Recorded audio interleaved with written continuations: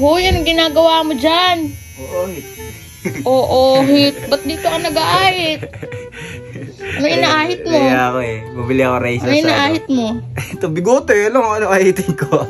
Bakit bigote lang ba inaahit? Wala ito may buhok. Pwede nga ahitin. Pwede tagalin. Ito nabili ko sa TikTok to. Puro ka TikTok. Dahil mong binibili ah. Siyempre, ganda yun ako.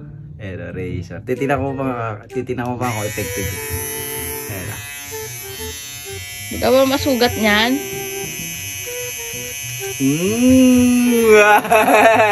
Oh. Ismat pa ba oh? Di ba nakakasugat yung bakal?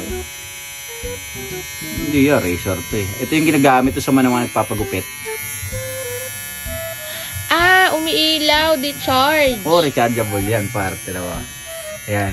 Oh, rechargeable yan dito. Ah, may kasama pala to. USB charger. Yan, may kasama sang USB charger. Kita ko kasi umiilaw eh. Oh, ito. Tapos mayroong mga, ito yung parang oil yata to.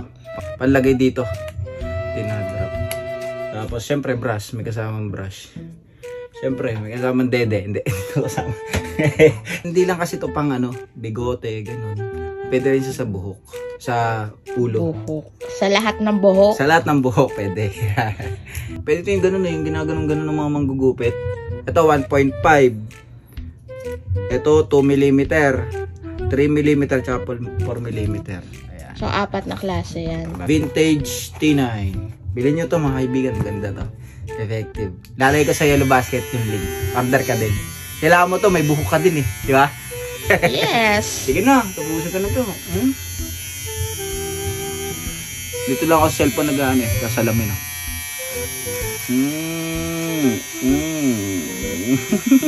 Ahitin mo na lahat, pati nasa ilalim ng bibig mo.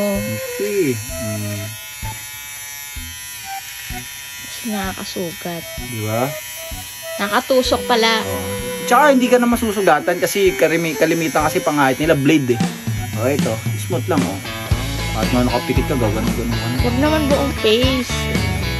Oh, ha? Meron akong mga excess na buhok din. Huwag na yan. Oh, ha? Gusto mo ahitan din kita? Ayoko. Ahitan din kita. Ahitan mo yan. Ayoko. Sige na, ahitin ko yan. Ayoko. Ah!